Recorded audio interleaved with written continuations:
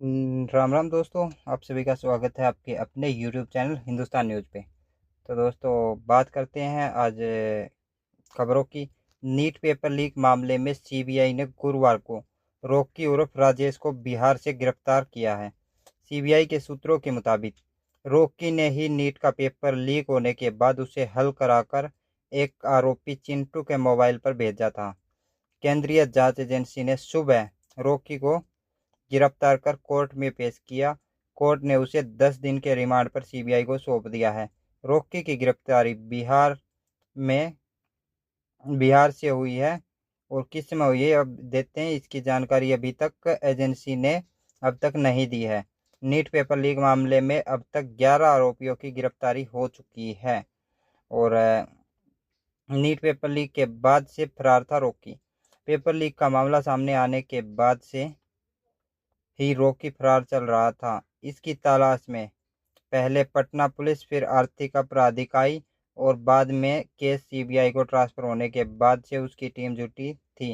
Rocky Nalanda जिले के इल्सा के गजेंद्राबिग गांव का रहने वाला है।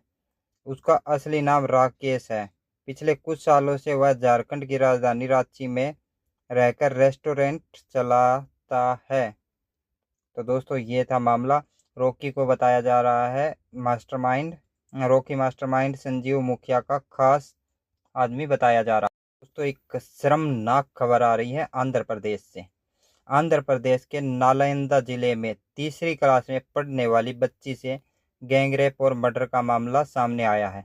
पुलिस ने बच्ची के स्कूल के 3 नाबालिग छात्रों को आरोपी बनाया गया है। छात्रों ने गैंगरेप के बाद बच्ची की हत्या कर दी। सबूत मिटाने के लिए शव को नहर में फेंक दिया। शव अभी तक बरामद नहीं हुआ है। बच्ची की उम्र 8 साल थी। वहीं आरोपी 2 लड़कों की उम्र 12 साल है। दोनों छठी क्लास में पढ़ते हैं। तीसरे आरोपी की उम्र 13 साल है। वह 7वीं क्लास में पढ़ता है। खेलने के बहाने बच्ची को ले गए थे। पुलिस के मुताबिक घटना रविवार की है। शाम की बताई जा रही है। घटना के वक्त बच्ची पगडाडिया स्थित एक पार्क में खेल रही थी। इसी दौरान आरोपी छात्र उसे खेलने के बहाने सुनसान जगह ले गए और वारदात को अंजाम दिया। बच्ची घटना के बारे में अपने माता पिता को न बता दे, इस डर से आरोपी बच्चों ने उसकी हत्या कर दी और शव को पास की नहर में फेंककर मौके से भाग निकले। स्लीपर डॉग की मदद से ली गई है।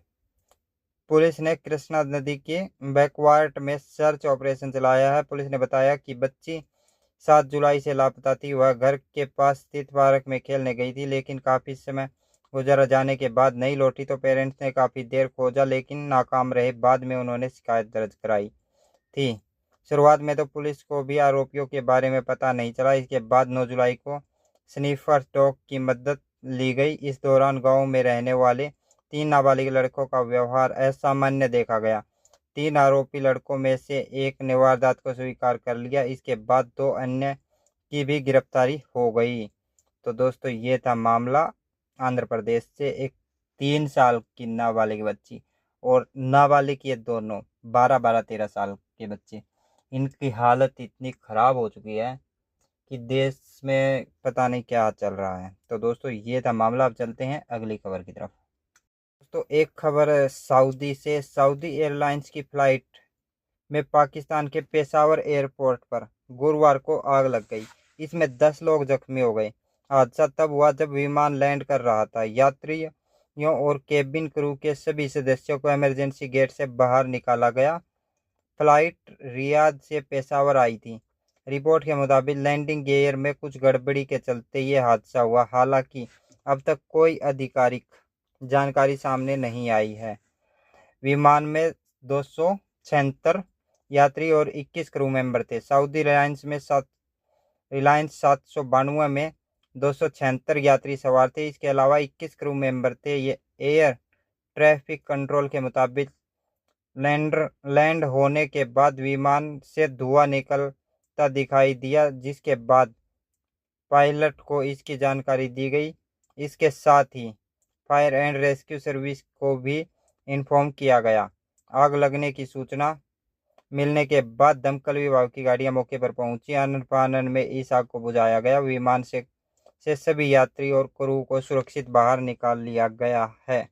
तो दोस्तों ये था सऊदी से एक खबर। अब चलते हैं अगर एक खबर आ रही है यूपी के संबल से। संबल के डीएम ने प्राइमरी स्कूल के टीचर को स्कूल में कैंडी क्रश गेम खेलते पकड़ लिया।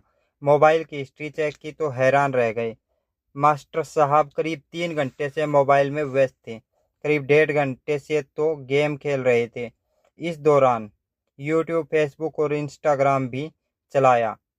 डीएम डॉक्टर राजेंद्र पेशिया ने टीचर प्रिय गोयल को जमकर फटकार लगाई। फिर बच्चों की कापियां चेक की। एक पेज में 30 गलतियां मिली। यह देखकर डीएम नाराज हो गए। उन्होंने प्रियम गोयल को सस्पेंड करने के आदेश दे दिए। मामला गांव शरीफपुर के प्राइमरी स्कूल का है।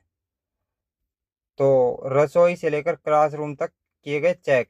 डीएम राजेंद्र पेरेस ने बुधवार को परीक्षण के लिए शरीफपुर के प्राइमरी स्कूल पहुंच गए। स्कूल में 5 सहायक टीचर और 2 महिला शिक्षा मित्र हैं। अचानक स्कूल में डीएम को देखकर टीचर्स में अफरा तफरी मच गई।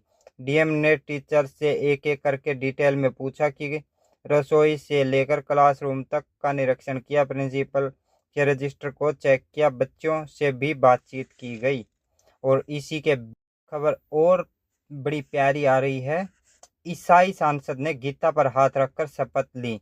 ब्रिटेन के बॉब ब्लैकमैन मोदी के समर्थक 2020 में पद्मश्री से सम्मानित हो चुके हैं। ब्रिटेन की संसद में बुधवार को भारतीय मूल की सांसद शिवानी राजा और ईसाई सांसद बॉब ब्लैकमैन ने भगवत गीता पर हाथ रखकर सांसदी की शपथ ली।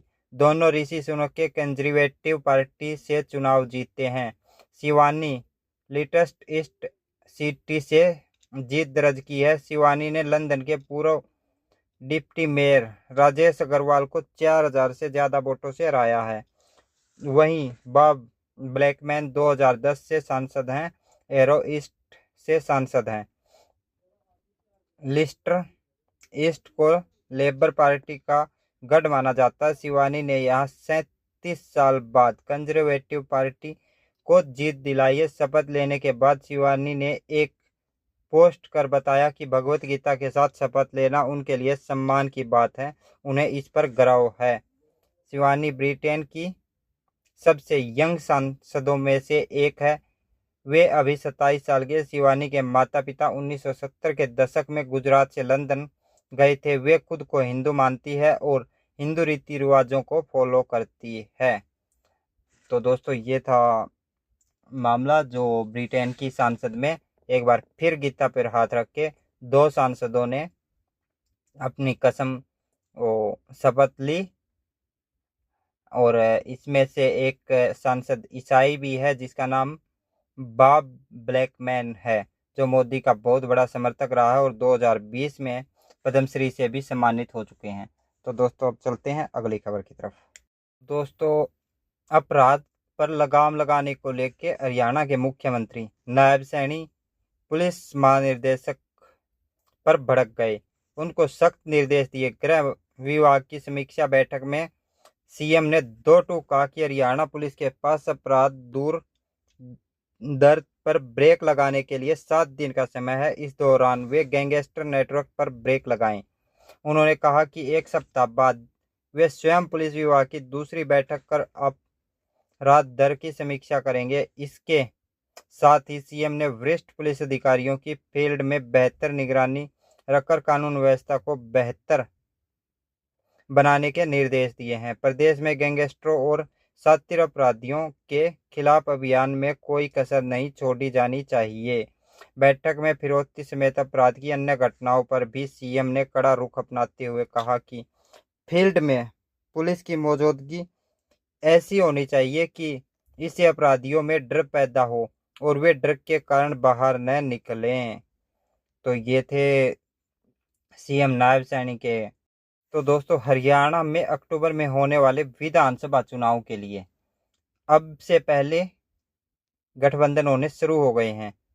हालांकि पहला गठबंधन सामने भी आ गया है। इंडियन नेशनल लोकदल और बहुजन समाज पार्टी एक साथ आ गए हैं।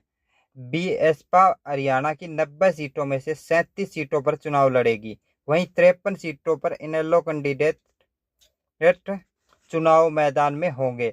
इस गठबंधन के नेता अभय चौटाला होंगे। गठबंधन का ऐलान करते हुए अभय चौटाला ने कहा कि यह गठबंधन स्वार्थ के लिए नहीं बल्कि जनता की इच्छा के अनुसार किया गया है। भाजपा और कांग्रेस ने देश को लूटा है। चौटाला ने कहा कि हम गैर भाजपा और गैर कांग्रेस गठबंधन बनाकर सरकार बनाएंगे। वहीं बसपा के राष्ट्रीय स्वयंसेवक और मायावती के उत्तराधिकारी आकाश आनंद ने कहा कि सरकार बनाने पर अभय चौटाला को मुख्यमंत्री बनाया जाएगा। यह गठबंधन सिर्फ विधानसभा चुनाव तक सीमित नहीं रहेगा, अन्य चुनाव भी मिलकर लड़े जाएंगे। आकाश ने बताया कि मायावती और अभय चौटाला की 6 जुलाई को मीटिंग हुई थी। इसी मीटिंग में ये निर्णय लिया गया। तो दोस्तों ये थी हरियाणा से खबरें। आप लोगों को कैसी लगी? अगर वीडियो अच्छी लगी है तो वीडियो को लाइक करो, शेयर करो, चैनल को सब्सक्राइब करो। मिलते हैं नेक्स्ट वीडियो में, तब तक के लिए जय हिंद, वंदे मातरम, भारत माता की जय। जय श्री राम, हर हर महादेव।